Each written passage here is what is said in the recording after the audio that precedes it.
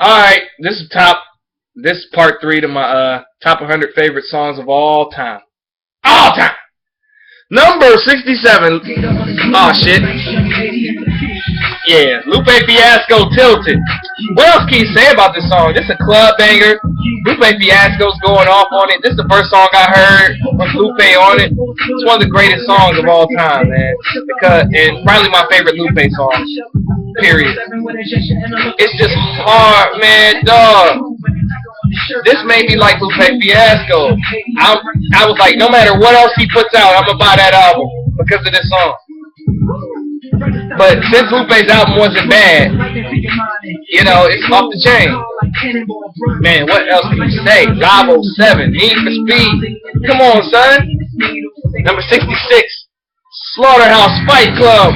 One of the most creative records, one of the most lyrical records, and the most together record of this era. Slaughterhouse is going to be one of the greatest groups of all time if they keep at it.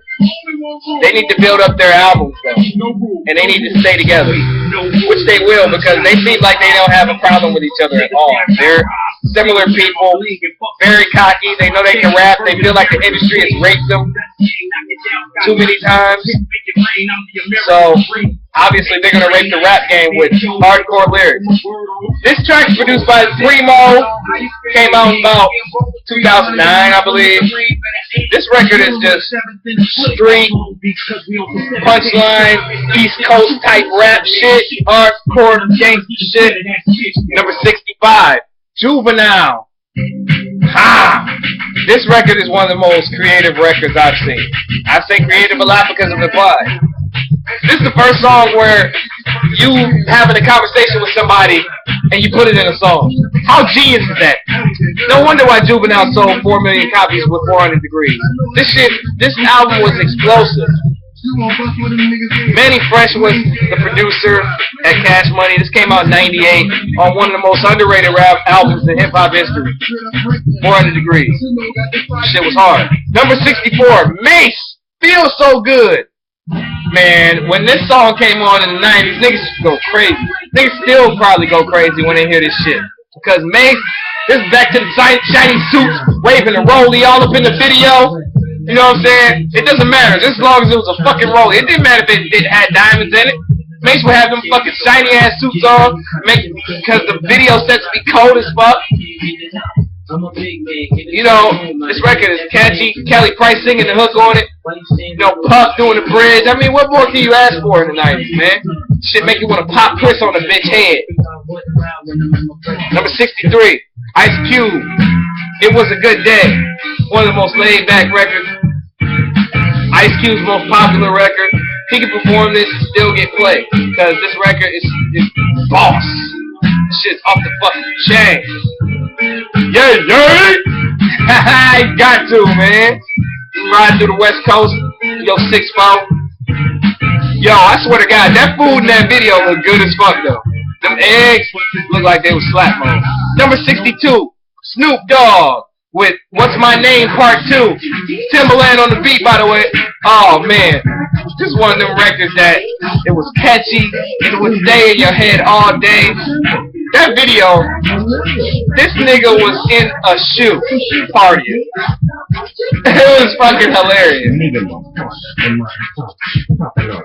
Nate Dogg doing the background vocals and shit. But, I mean, man, Snoop Dogg was blowing back up. He came out with The Last Meal. That's the last album on No Limit. You know what I'm saying? It came out 2000. It was a dope-ass album, man. Like, I remember I went to Vegas for my family reunion. I played this album out. And Timbaland's hi-hats on this record were like no other. Number 61, SWV featuring Wu-Tang Clan, Anything Remix. This record is hype as hell. This is one of the greatest songs of all time, period. I mean, come on, man. What more can you ask for? You got You God, you got Method Man, Old Dirty Bastard on the verses. You know what I'm saying? This record was amazing. And to come out in '94 when Wu-Tang just came out, this was on Above the Rim soundtrack. I mean, SWV was killing the game in the 90s. You know what I'm saying? And they were pretty cute back then. Now they're older. They gained a little bit of weight. Ain't nothing wrong with that though. Number 60, Janae, Sending My Love. This is one of the best R&B records of all time. This record was strong. And the funniest part about all this shit is Naughty by Nature wrote all their songs. R&B. All these niggas wrote their shit. I mean, it's amazing to see their credit like under their name. Because the girls had input, but they didn't write the songs. And this shit is crazy, dog. Like, this record is just beautiful. Like, it's a beautiful record right here. Like, every time I hear this record, I'm bobbing my head and I'm smiling. Number 59, R. Kelly, It Seems Like You're Ready. Man, the Players Club had a lot to do with this. Because when Lisa Ray came out and took all her clothes off and shit, whew, I was definitely mesmerized. Man, this shit.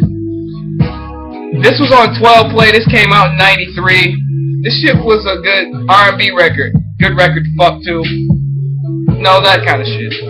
Number 58, Aaliyah featuring DMX, Back in One Piece. Man!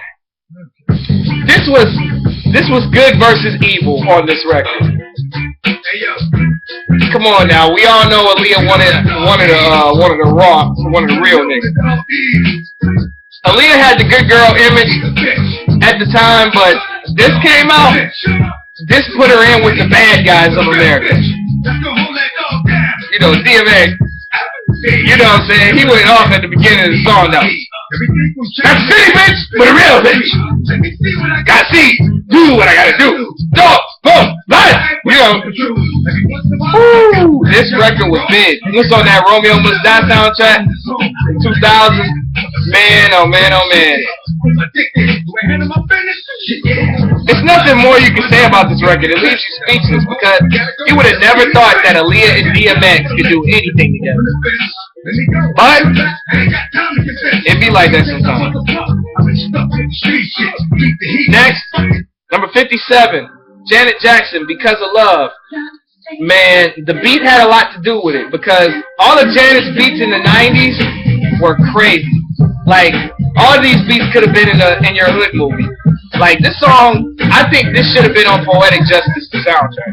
This came out in 93 the same year. And I just think that, this is a big record. Like, Janet had 5 #1 hits on this album. Like, Janet Jackson broke records with this shit. Like, first female artist to do them kind of numbers. Janet Jackson was the truth. You know what I'm saying? She's definitely done her share of great work. Like, I think I have all of her albums, except the ones, like, in the early 80s. So, man, this song is catchy, upbeat, it's 90s, it's Jimmy Jam and Terry Lewis, goddammit. Number 56, Nas, If I Ruled the World, featuring Lauryn Hill. This record is one of the great records, man. One of the great records of all time. This gotta make your top 100. Bottom line. I don't care if it's the back or the front. Like, this song, I mean, I hate to call it catchy, but it was catchy. Like, Lauryn Hill hook put that McDonald's smile on your face. Like, Nas had fantasies. Nas painted his art with his lyricism. You know what I'm saying? And I think that Lauryn Hill also does the same thing. And then they're a hell of a duo. Like, they should come out with an album someday. But Lauryn Hill is too insane to do that. She ain't gonna get her shit together. So, it's just Lauryn Hill is just one of the tragedies of the music game. You know what I'm saying? Because she should be bigger than what she is. She should be the greatest female artist of all time. But she decided to leave the game. And she's currently serving time in prison for taxes. So, you know what I'm saying? I think she's out, but if she's still in there, free Lauryn Hill. Number 55, Eminem, Soldier. This is one of the hardest hip-hop records of all time. I'm not saying that with pun intended, but I'm saying this. Eminem went off. This was on the Eminem show. This is one of the street records. This is a street record. A lot of niggas say Eminem is pop. No, he's not. He's everything. He's one of the most balanced artists in the game. I just think that when this record came out, I was excited. You know what I'm saying? This shit was just raw, and it was just off the fucking chain, dog. It was just crazy. Number 54, Monica, For You I Will. Man, this record here, boy, this is one of the greatest songs ever, period. Because, I mean, it was on the Space Jam soundtrack, but Monica was like 14 when she did this song. She sounded like a grown-ass woman, because think about it. I mean, most female artists don't get a record like this till they're like 26, 27. Most won't do a record with this kind of impact. This song probably saved many lives. You know what I'm saying? It's probably helped people through a tough time. You know, this is a real raw record, and she was 14. That's fucking amazing. Number 53, it's time to get ratchet. Mystical, Shake Your Ass. Watch it. This is a real dope record. And then Pharrell with the fucking bridge, man, he just tore this shit apart. Both of them tore this shit apart. Like, Mystical and Neptunes were a great combination. I mean, they made Bouncing Back to Keep Bumping Me Against the Wall. Mystical and Pharrell are a good duo. I just think that the video with Melissa Ford, that put Melissa Ford on the map. Superhead was also in the video. That put her on the map too. And then Mystical's lap. Alright, number 52. 50 Cent, Disco Inferno. One of the this is one of the best club records of all time. When you play this in the club, bitches gonna drop that ass on you and all on your lap, and you gonna bounce. Niggas gonna pop bottles. Niggas gonna try to take bitches from niggas and shit. That kind of deal. I heard this record in 2005 in Vegas. They debuted the record. This 50 Cent first single. I'm like, woo! This shit cold! And, you know, I think I bought like 3 copies of the master because of this record. I mean, this is catchy. This is dope. The video was on Uncut. Young Buck was in one of the songs in the club bathroom having threesome in the video. It was just a classic video. Number 51. 50 Cent in the club. 51. I know y'all shocked. Oh man, 51? I mean, this is one of the great records ever. Probably the best club record of all time. That's including back to the 70s. Very catchy. Just one of the records that make you feel good, man. I'm in the club. I'm happy. Number 50, DMX. What's my name? This was also, and then there was X. And Swiss Pete's did the beat. Shit's crazy, man. Oh yeah, by the way, going back to In the Club, that was supposed to be for D12, which is hilarious. What y'all niggas want? Oh my god. Man, that video, that's all I got to say, man. I mean, this is vintage DMX. DMX in his prime.